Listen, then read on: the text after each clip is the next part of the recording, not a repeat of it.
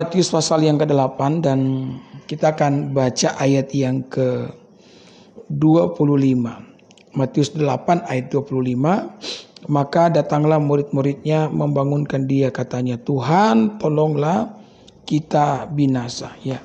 Saudara, ketika angin ribut melanda, badai mengamuk, ya maka murid-murid mengalami ketakutan yang luar biasa. Nah, di tengah-tengah ketakutan itu Alkitab mengatakan, saudara, mereka pun membangunkan Yesus.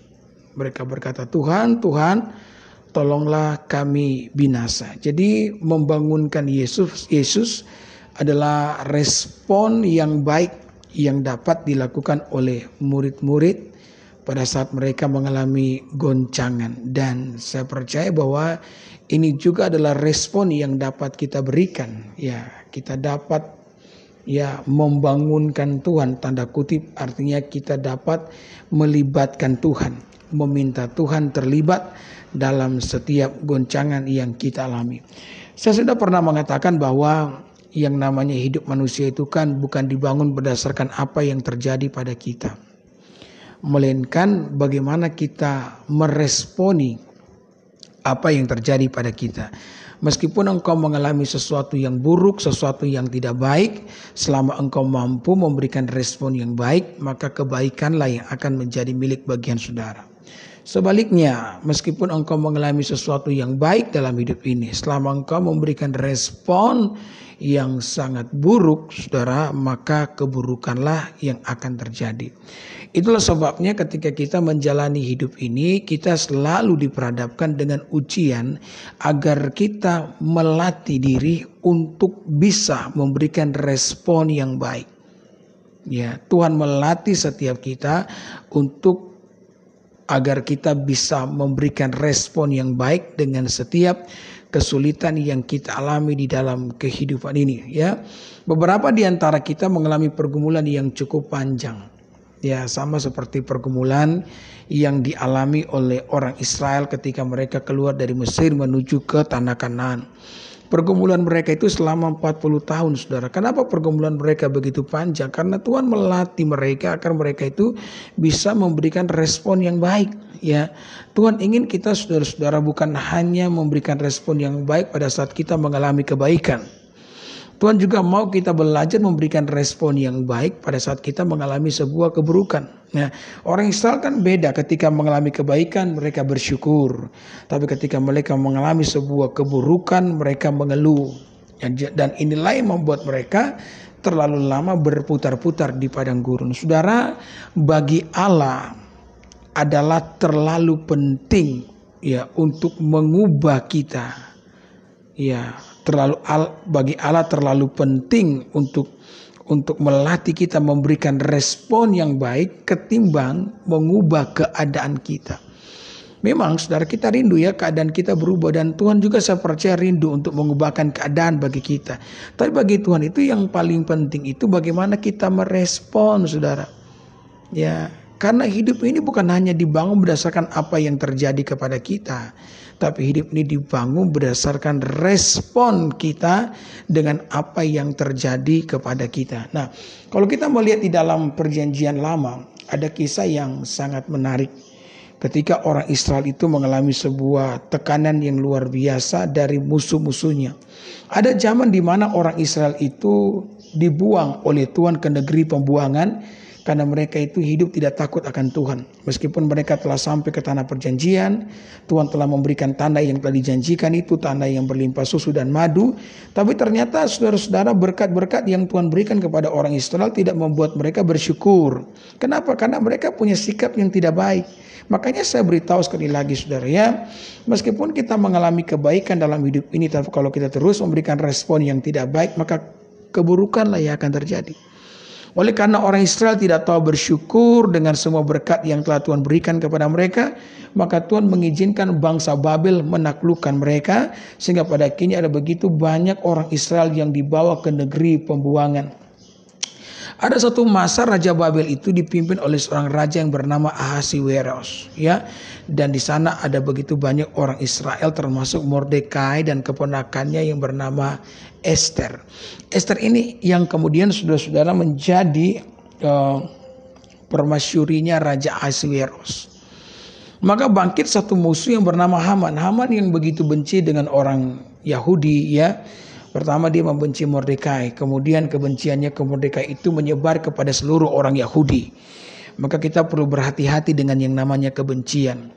Ya, kebencian itu tidak akan pernah hanya satu benih. Ya, ketika engkau mengizinkan benih kepahitan itu, kebencian itu masuk dalam hati saudara, maka dia akan bertumbuh secara lebat, kemudian dia akan menjatuhkan benih-benih yang lain, sehingga hati saudara akan dipenuhi dengan benih-benih kebencian yang tumbuh, yang akan menggerogoti hidupmu. Ya, maka Haman, saudara-saudara, dengan ya tipu muslihatnya, dia berhasil mendapatkan persetujuan daripada raja untuk memusnahkan seluruh orang Yahudi yang ada di bawah pemerintahan kerajaan Babel. Ya, itu berarti saudara-saudara, Mordekai dan Esther pun terancam untuk dibunuh di zaman itu. Maka ketika hal itu terjadi, tentu saja ini membuat ya Mordekai bahkan Esther kehilangan yang namanya damai sejahtera. Tekanan sebuah pergumulan sementara terjadi, dan bukankah kita semua mengalami hal yang sama?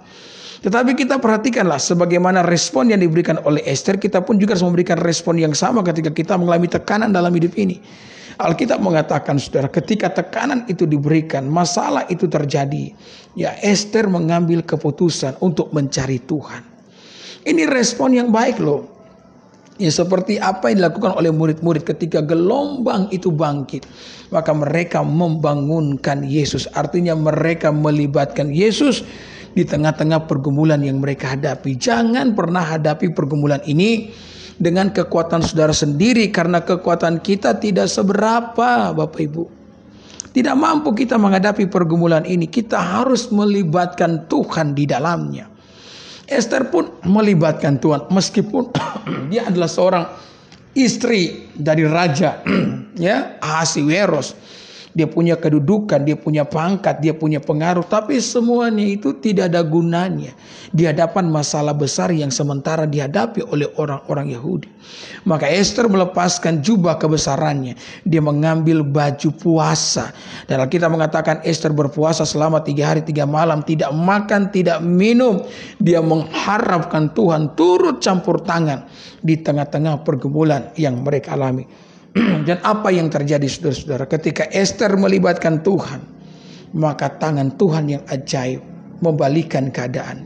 Tiang-tiang yang telah dipersiapkan untuk ya menggantung Mordekai dan orang-orang Yahudi, justru di tiang tersebutlah Haman dengan orang-orangnya digantung, saudara. Tuhan membalikan keadaan ketika di sana ada seseorang yang mau melibatkan Tuhan dalam sebuah pergumulan yang dihadapi.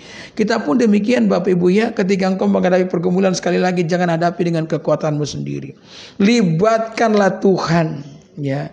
Engkau mungkin berkata, dengan cara apa kita melibatkan Tuhan? Ya, dengan berdoa. Jangan pernah pandang remeh kekuatan doa.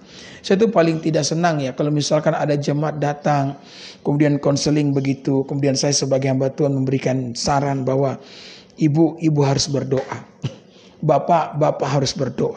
Saya tuh paling tidak senang kalau respon mereka begini, terus cuma doa-doa pendeta, tidak ada yang lain pendeta. Ya, kalau saran pendeta cuma doa, lebih baik saya tidak datang ke sini pendeta. Karena saya juga tahu sebagai orang percaya kita harus berdoa, tapi saya minta pendeta memberikan saran tertentu selain doa. Nah, orang-orang begini, saudara, orang-orang yang tidak memahami dan tidak percaya dengan kuasa doa. Doa itu ajaib, mengubahkan segala sesuatu yang sulit kita ubahkan dengan kekuatan kita sendiri. Ya, saudara, jangankan kita, bahkan raja-raja di dalam Alkitab, contohnya Raja Daud, itu punya kekuasaan yang luar biasa. Sebagai seorang raja, dia punya power. Tetapi ketika dia menghadapi pergumulannya, saya membaca kitab Mazmur. Banyak kali saya membaca kitab Mazmur, saya menemukan bahwa Daud itu adalah orang yang menyandarkan hidupnya kepada Allah di dalam doa. Kendati dia sendiri adalah seorang raja. Maka kita juga perlu belajar ketika kita diperhadapkan dengan tantangan-tantangan yang besar. Jangan lupa libatkan Tuhan dengan cara berdoa. Percayalah saudara-saudara, ketika kita tekun menantikan Tuhan di dalam doa, akan ada waktunya Tuhan melawat setiap doa-doa kita dan mengubahkan keadaan kita. Ada amin. Ada orang berkata begini kepada saya, Pak Pendeta, kenapa Tuhan tidak langsung saja Ia mengubahkan keadaanku tanpa perlu saya panggil-panggil namanya? Kenapa Tuhan tidak langsung saja memberkati ya pergumulanku sehingga pergumulanku diubah menjadi berkat begitu? Kenapa Tuhan perlu menunggu saya memanggil Dia? Kenapa Tuhan perlu menunggu saya berdoa? Saudara, ada satu prinsip yang sangat penting ketika engkau berdoa dan memanggil nama Tuhan. Prinsip apa itu? Ketika kita berdoa memanggil nama Tuhan, kemudian Tuhan menjawab doa kita, maka kita tahu bahwa kebaikan yang kita alami itu datang daripada Tuhan. Kenapa? Karena ada begitu banyak orang percaya yang tidak mengalami pertumbuhan rohani. Oleh karena apa? Oleh karena mereka berpikir bahwa semua kebaikan yang mereka alami dalam kehidupan ini adalah kebetulan. Ya, saya menyebut mereka sebagai orang percaya kebetulan atau orang Kristen kebetulan. Kalau kita saudara-saudara menganggap semua kebaikan yang kita alami dalam hidup ini adalah kebetulan, bukan datang daripada Tuhan, maka dampak paling besar yang akan dialami oleh setiap kita adalah kita tidak akan pernah mengalami pertumbuhan rohani. Kita tidak akan pernah mengalami pengenalan akan Tuhan. Padahal ketika Tuhan mengizinkan kita hidup dalam dunia ini, ketika Tuhan mengizinkan kita mengalami sebuah pergumulan, Tuhan mau kita itu mengalami pertumbuhan rohani, dan sejalan dengan pertumbuhan rohani kita mengalami pengenalan akan Allah. Tidak ada upah yang paling besar yang dapat kita terima ya pada saat kita menjalani hidup ini selain ketika kita mengalami pengenalan akan Tuhan. Itulah sebabnya kita perlu berdoa, kita perlu melibatkan Tuhan, supaya ketika kita mengalami kebaikan dalam hidup ini, kita tahu bahwa semua kebaikan yang kita alami di dalam kehidupan ini datangnya daripada Tuhan. Supaya engkau mengalami pertumbuhan rohani, supaya engkau mengalami pengenalan akan Tuhan. Yang kedua saudara-saudara, supaya kita ini terhindar dari yang namanya kesombongan. Berulang kali saya mengatakan saudara-saudara, Tuhan itu benci kesombongan. Di mata Tuhan kesombongan itu sama seperti dosa perceraian. Karena ada 3 hal yang dibenci oleh Tuhan. Pertama perceraian, kedua kekerasan, dan yang ketiga kesombongan. Jadi di mata Tuhan dosa kesombongan sama seperti dosa perceraian. Saudara lihat ya, kalau orang itu bercerai, pandangan negatif luar biasa dari masyarakat, bahkan dari jemaat kan. Seolah-olah saudara-saudara orang yang telah bercerai itu telah melakukan dosa yang begitu luar biasa sekali. Ya, bagi kita orang yang bercerai itu dosanya tidak dapat terampuni loh. Maka kalau misalkan ada pendeta yang memberkati orang-orang yang pernah bercerai, maka pendeta itu pun langsung kena saudara-saudara ya sindiran dari jemaat, betul enggak? Kita terlalu saudara-saudara ya memandang bahwa dosa perceraian itu begitu hina. Nah, bagaimana dengan dosa kesombongan? Bagi Tuhan juga dosa kesombongan itu ya sama dengan dosa perceraian. Betul enggak? Nah, saya pernah mengatakan malaikat saja di surga itu ditendang keluar loh oleh karena kesombongannya. Nah, kita nih baru mau masuk surga sudah sombong, bagaimana saudara? Ya. Kesombongan adalah dosa yang dibenci oleh Tuhan, karena kesombongan adalah dosa yang dimana orang sombong sepertinya mengakui bahwa semua kebaikan yang dialami dalam hidupnya karena kerja kerasnya, karena usahanya, bukan campur tangan daripada Tuhan itu sendiri. Nah, ini parah saudara. Ya, kalau kita mulai berpikir bahwa semua kebaikan yang kita alami karena upaya kita, karena usaha kita, bukan karena kebaikan Tuhan, ini parah. Saya mau kasih tahu Bapak Ibu yang mendengarkan saya menyampaikan firman Tuhan di hari ini. Bahkan kemampuan untuk berusaha pun itu datang dari Tuhan. Kesehatan kita ini datang daripada Tuhan. Kalau kita tidak sehat, bagaimana kita bisa bekerja dan mengumpulkan uang? Betul enggak? Maka sudah sepatutnya kita tuh menyadari sungguh bahwa setiap kebaikan yang kita alami itu datang daripada Tuhan. Itulah sebabnya ketika engkau dalam sebuah pergumulan kehidupan, penting bagi saudara untuk melibatkan Tuhan. Engkau perlu berdoa. Sebagaimana murid-murid membangunkan Yesus di tengah badai, kita pun perlu tanda kutip membangunkan Tuhan di tengah-tengah badai kehidupan yang kita alami. Jadi itu alasan kenapa kita perlu melibatkan Tuhan, ya, supaya kita tahu saudara-saudara pertolongan itu datang daripada Allah, sehingga engkau mengalami pengenalan akan Allah, engkau mengalami pertumbuhan rohani, dan engkau terhindar dari yang namanya dosa kesombongan. Inilah kerinduan Tuhan di tengah-tengah kehidupan setiap kita. Nah, apa yang dikatakan di ayat yang ke-26, ya, ia berkata kepada mereka, "Mengapa kamu takut, kamu yang kurang percaya?" Lalu bangunlah Yesus menghardik angin dan danau itu, maka danau itu menjadi teduh sekali. Saudara yang diberkati oleh Tuhan, ketika mereka membangunkan Yesus, Yesus ya berkata kepada mereka, "Mengapa kalian takut, wahai orang yang kurang percaya?" Kenapa Yesus berkata demikian? Mereka membangunkan Yesus dengan perasaan yang penuh dengan ketakutan, bukan dengan perasaan yang penuh dengan iman. Tetapi tidak apa-apalah saudara. Mau bagaimana cara kita membangunkan dia, yang penting kita meresponi dengan cara memanggil Tuhan. Raja Daud sendiri mengatakan, ketika aku takut, aku ini percaya kepada Tuhan. Dalam pengertian mengalami ketakutan bukan sesuatu yang salah. Karena Alkitab juga mengatakan bahwa Tuhan tahu kita ini hanyalah manusia. Itu yang dikatakan dalam Mazmur 100 pasal 103, saudara. Ya. Jadi mengalami ketakutan itu adalah sesuatu yang biasa lah. Kenapa? Karena kita manusia. Siapakah di antara kita yang tidak pernah mengalami yang namanya ketakutan? Semua kita menjadi takut. Ya. Siapakah di antara kita yang tidak pernah mengalami yang namanya kekhawatiran? Semua kita mengalami yang namanya kekhawatiran. Ya.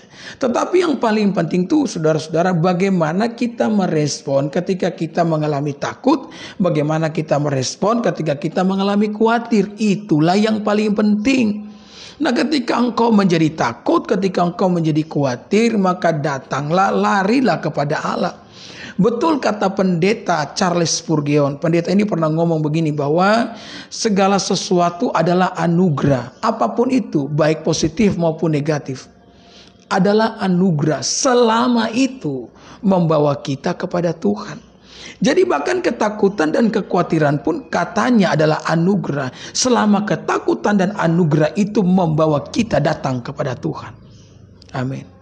Kalau ketakutan itu mendorong engkau untuk tersungkur di kakinya Tuhan, maka itu pun adalah sebuah anugerah. Jadi saudara-saudara, ketika kita mengalami khawatir, ketika kita mengalami ketakutan, itu normal sebagai manusia. Perhatikan apa yang menjadi respon saudara. Kan ini saya sampaikan kalimat yang sangat penting. Saudara, tanggung jawab Tuhan untuk mengubah keadaan kita, tapi tanggung jawab kita di dalam memberikan respon terhadap apa yang terjadi kepada kita. Jadi tanggung jawab kita memberikan respon. Nanti Tuhanlah yang akan mengubahkan keadaan setiap kita. Itulah yang paling penting di dalam kehidupan ini. Ada amin. Jadi ingat ya, ketika engkau khawatir, maka percayakanlah hidupmu kepada Tuhan. Saya teringat dengan pendeta seorang gembala sidang, seorang pendeta ya, dia mengalami tekanan di tengah-tengah pelayanan. Ya, pendeta juga bisa mengalami tekanan loh. Ya, bahkan Yesus sendiri di dalam kemanusiaannya mengalami tekanan. Ingat dah ketika Yesus mendengar berita bahwa Yohanes telah dipenggal kepalanya, Alkitab mengatakan Yesus itu mengasingkan diri. Karena Yesus ingin bersekutu dengan Bapa di sorga untuk memulihkan keadaan hati kan. Karena tekanan. Ya, bayangkan ya, Yohanes dipenggal kepalanya. Ya, waktu Yesus mengasingkan diri, ternyata orang-orang sudah mendengar di mana Yesus berada, sehingga orang-orang yang banyak datang kepadanya, sehingga Yesus tidak punya waktu mengasingkan diri. Tapi ketika Yesus selesai melayani orang banyak, maka dia menyuruh orang-orang itu pulang. Bahkan dia menyuruh murid-muridnya untuk menyeberang mendahului dia. Sementara Yesus sendiri di atas bukit, dia berdoa semalam-malaman loh. Ya. Kenapa? Karena Yesus membutuhkan itu. Ya, untuk memulihkan kembali kekuatan ya, karena tekanan akibat dipenggalnya kepala daripada Yohanes. Ya, gembala ini pun, ya, pendeta ini pun mengalami tekanan di tengah-tengah sebuah pelayanan. Ya, tekanan yang begitu berat. Pendeta juga manusia, punya rasa, punya hati, ya kan? Jangan samakan dengan pisau belati. Maka saudara, sebagai jemaat, jangan lupa mendoakan pendeta saudara. Amin. Jangan lupa mendoakan gembala saudara, karena itu juga penting. Kita saling mendoakan. Pendeta mendoakan saudara, saudara juga mendoakan pendeta. Karena tidak ada yang hebat di antara kita. Yang hebat itu cuma Tuhan. Bahkan kalau kita merasa diri kita ini hebat, itu bahaya. Itu awal daripada sebuah kejatuhan, saudara. Maka saudara, ya, pendeta ini mulai stres, tertekan, berhari-hari, ya. Kemudian istrinya mulai memperhatikan dia. Istrinya berkata, kenapa ini suami saya ini pendeta kok dia tertekan, ya kan? Dia stres. Istrinya mencoba untuk memberikan beberapa kalimat dorongan agar dia bisa kembali semangat. Tetapi apapun yang disampaikan oleh istrinya sepertinya tidak ada faedahnya apa-apa. Ya, sang suami semakin tenggelam di dalam sebuah tekanan masalah dalam pelayanan. Maka di satu sore, saudara-saudara, istri dari pendeta ini keluar dari kamar menggunakan gaun berwarna hitam, topi hitam, cadar hitam, bawa payung hitam. Ya, orang Eropa ini kalau sudah keluar model begini, saudara, itu berarti mau pergi ke pemakaman. Kemudian ya suaminya yang merupakan pendeta itu bertanya, kamu mau kemana? Dia pun berkata, saya mau pergi ibadah pemakaman. Suaminya kaget, berkata, siapa yang meninggal? Kenapa saya ketua jemaat tidak tahu kalau ada jemaat yang meninggal? Istrinya berkata, kamu tidak tahu ya, siapa yang meninggal? Saya tidak tahu siapa yang meninggal, ya. Betul-betul kamu tidak tahu, ya. Suaminya katakan, saya ini ketua jemaat loh. Kenapa saya tidak tahu ada jemaat yang meninggal?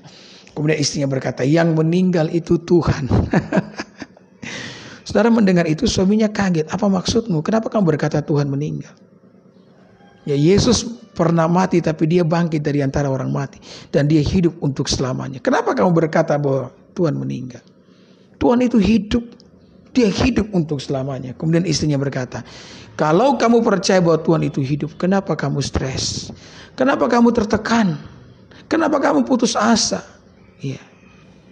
Kalau kamu percaya Tuhan itu hidup, kenapa kamu mengalami tekanan yang begitu luar biasa? Seharusnya kalau kamu percaya bahwa Tuhan itu hidup, kamu mampu menyerahkan semua bebanmu kepada Tuhan. Saudara, mendengar itu maka suaminya pun bertobat. Ya, pendeta juga perlu bertobat dari yang namanya ketidakpercayaan. Jadi saudara, mengalami tekanan sebagai manusia itu biasa. Stres, khawatir, takut biasa. Tapi jangan sampai semua perasaan negatif ini melumpuhkan kita. Serahkan itu kepada Tuhan. Jadikan itu sebagai batu loncatan. Kenapa? Karena segala sesuatu yang kita alami adalah anugerah, termasuk hal-hal yang buruk, negatif sekalipun, selama itu membuat kita datang kepada Tuhan. Ya, ini merupakan sebuah kebenaran yang perlu disadari oleh setiap kita sebagai umat Tuhan, supaya kita tidak lagi saudara-saudara tenggelam dalam masalah kita. Ketika setan melemparkan kita dengan semua masalah yang berat itu, maka jadikan itu sebagai batu loncatan bagi saudara untuk datang kepada Tuhan. Saya percaya ketika engkau melakukan ini dalam kehidupanmu, maka kebaikan dan kemurahan Allah menjadi milik bagian setiap saudara. Amin. Amin. Amin. Puji Tuhan. Haleluya. Haleluya.